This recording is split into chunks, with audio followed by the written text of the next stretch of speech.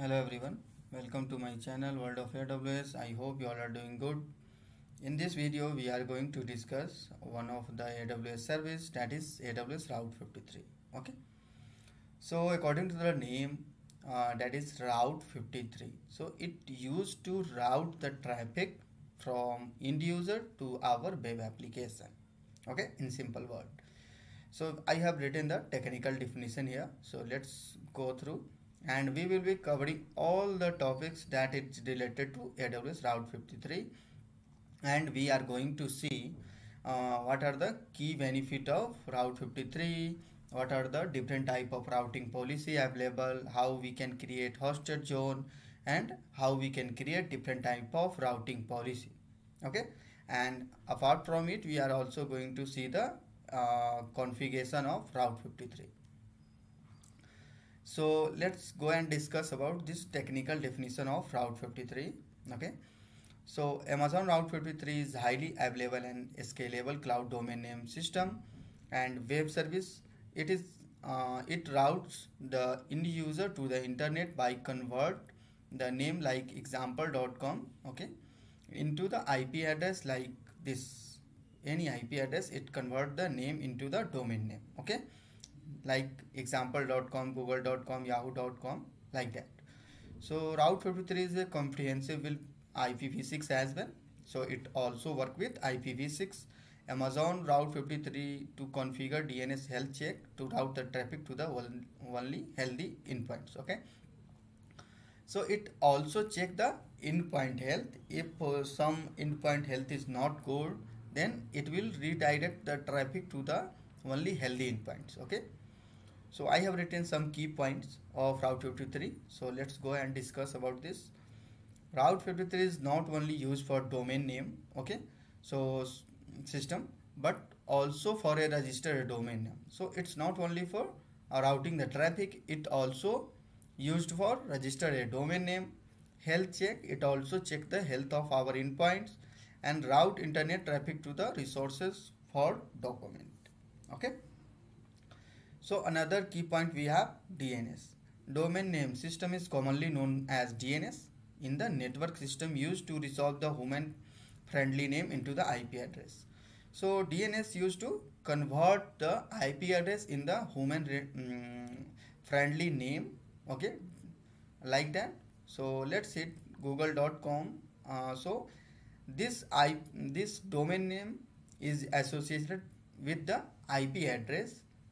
We don't know the IP address, but it's associated with the IP address. So whenever we are hitting this domain name, it like redirecting us to google.com only. Okay, so let's go back to the document again, and another key point we have domain name. Domain name is human friendly name that is used to associate with the internet. Okay, so google.com, it associated with the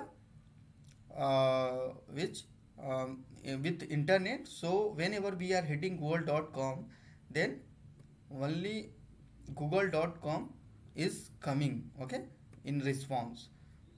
So let's see the certificate here. So more information. So you can see the certificate website google.com owner. The website doesn't supply ownership information, verified by Google Trust Service. Okay, so you can see the all the detail here. Okay, so it's encrypted because it's HTTPS. Okay, sorry. So top level domain, we have another key point, that is top level domain. So a top level domain or TLD is the most general part of the domain. Okay, it is separated by .net, .org, .com, like that. Okay, so let me search for GoDaddy. Okay, we are searching for GoDaddy. This is the web online web hosting provider. So let me search for World of AWS. So let's see what kind of domain we can get. So we are getting here worldofaws.com, worldofaws.in. Okay, apart from it we are getting a lot of option here as well, but top level domain always end with .com, .in, .org, like that. So another key point we have, that is name server. This is a server on the internet specialized in handling query regarding the location of the domain name. Various services name server are fundamental part of the domain name system. They allow using domain name instead of IP address. So when we are hitting any domain name and that name getting converted from the IP address into the name, okay, and that functionality provided by the name server only, okay, to convert the any IP into the name, okay. So another key point, we have zone file. A zone file is a simple text file that contains a mapping between domain name and the IP address, okay. So this is how DNS finally find out which IP should contact when a user requests a certain domain name, okay. So zone file is a type of record, okay, type of record in which like they map the values of whenever user is requesting for any specific domain name, and they make sure like whatever IP address is associated with the domain name, that is only getting redirected. So another key point we have, that is record. Within a zone file, records are kept. Records are basically a single mapping between resources and name.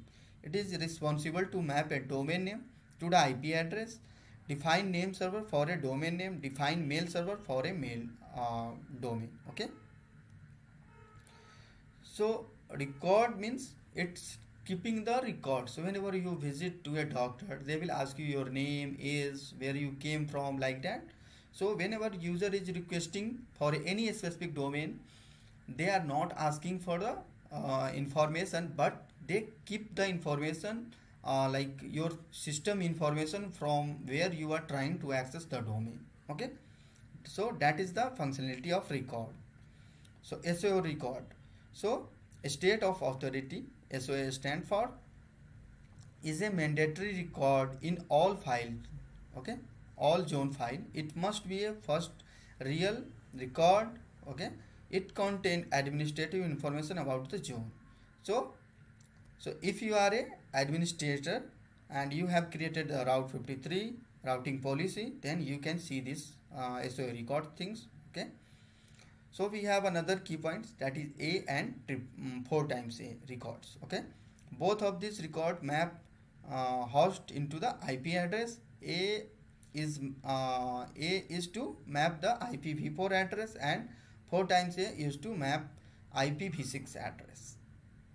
So another key points, we have CNAME. Record define an aliases for a canonical name for your server, okay. So another key point, we have MX record. So this is used to define a mail exchange that is used for the domain, okay. This help to arrive mail at the mail server correctly.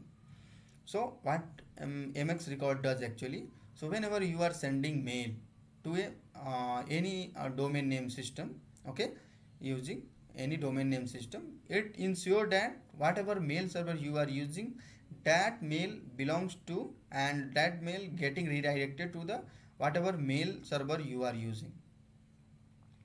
Another key point, we have zone apex record, okay. A apex record is one of the root of DNS record, sometimes called the neck domain. So another we have written some key point of Amazon Route 53 perform 3 main functions, okay. So it registered the domain name. Website needs such as worldofaws.com, okay. I have taken the example of my YouTube channel name. So this help to register a name for a web server, okay, or web application name as domain. So registering domain name, I have shown you here as well, okay. This way we can register our domain, and we can use Route 53 to register our domain as well. So let's go back to the document. Another thing that Route 53 also perform, route traffic to the internet, okay. when user open browser, okay, and enter domain name, then DNS connect the browser with the website or web application, okay, and it redirect the traffic to the your web application. Check health of the resources. Automated Route 53 send a request to over the internet to test the health of the resources. Also choose to set a notification when resources get unavailable. So whenever you are using Route 53, it also check the health of your endpoints, and whenever the any endpoints is not healthy, then they will also send you the notification using whatever notification system you are using, like SNS you can use, or and it also redirect the traffic to the only healthy endpoints. Okay, so let's discuss about some routing policy that is available. Okay, so we can create the hosted zone like this. So I will be showing you that as well. So we can understand like different routing policy. Okay, so let's understand first one, that is simple routing policy. So use a simple routing policy when we have single resource that perform a given function. Okay, for your domain, for example, one web server that serves content to sanjeev3.tk website.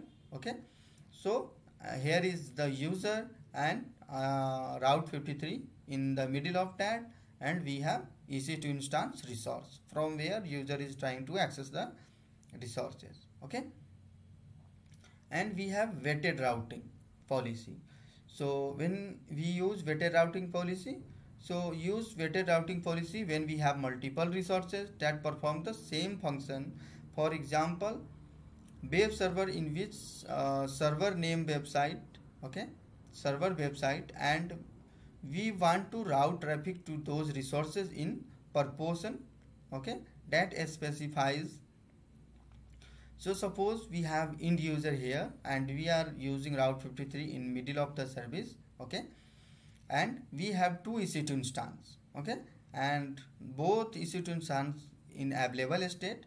So whenever this EC2 instance having 75% load, okay, and our any new user is trying to access the resource of our website, then whenever user will request, it will go to this instance. Okay, so this is the functionality of weighted routing.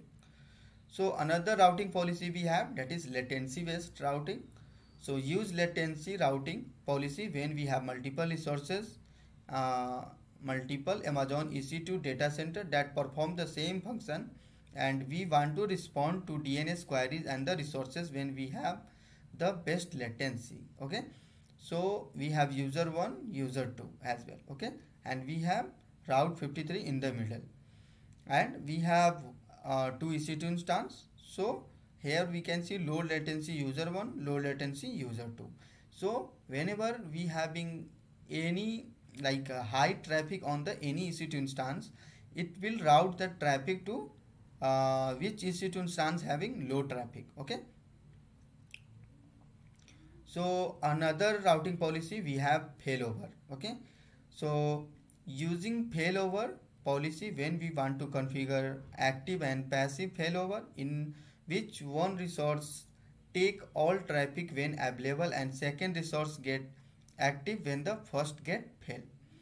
So suppose whenever we are using multiple availability zone, that what happen if availability zone, one availability zone is not responding and instance and resources got unhealthy and they are not able to serve any traffic. Okay, so another availability zone take over all the requests. The same functionality is here as well. So whenever user is requesting, okay, and we have Route 53 in the middle, and we have primary web application here running, and we have secondary web application running here. Okay, so suppose our primary web application is not healthy and it is not able to serve the request, then all the request will go to this secondary one. Okay, So this is the functionality of failover routing policy. So another routing policy we have geolocation. So use geolocation routing policy when we want to route 53 to respond DNS queries based on geolocation. So suppose we have end user from across the globe, okay, and as we can see the in the architecture here, so we have user 1 from the country 1 like India, and we have user 2 from the country like UK, we can suppose, and we have route 53 in the middle, and we have two EC2 instance as well, so near to country 1, near to country 2.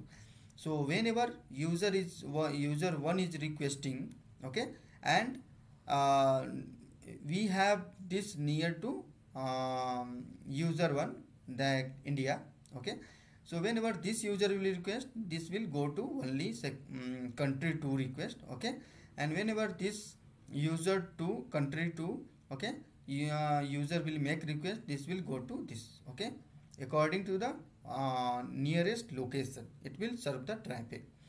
So that's all about the AWS Route 53.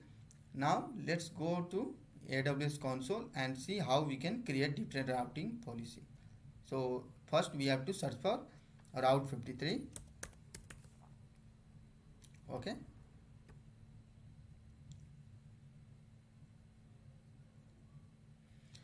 So whenever you like log into your Route 53 dashboard, it's look like this. Here we can get a lot of option: hosted zone, health check, CIDR connection, traffic policies, policy records, and registered domain, request, PPC, inbound, outbound rules, query, and outputs. Okay. So what we have to do, we have to create hosted zone first. So click on hosted zone, create hosted zone, and I am going to give my YouTube channel name, World of AWS, correct, that is correct .com, okay, and we are not going to give any description, and here we can select type. The type indicate whether you want to route the traffic to the internet or in a VPC. So we are going to route the traffic to the internet, not in VPC. Then we have to click on create hosted zone. So it will take some time. It will create NS record and SO record as well, okay, for our domain name. So as we can see here, we have successfully created our domain name, okay, that is worldofaws.com. Let's click on SOA records, okay, and here we can see the record detail, record name worldofaws.com, SO record, here we can see, and the value we can see it here as well.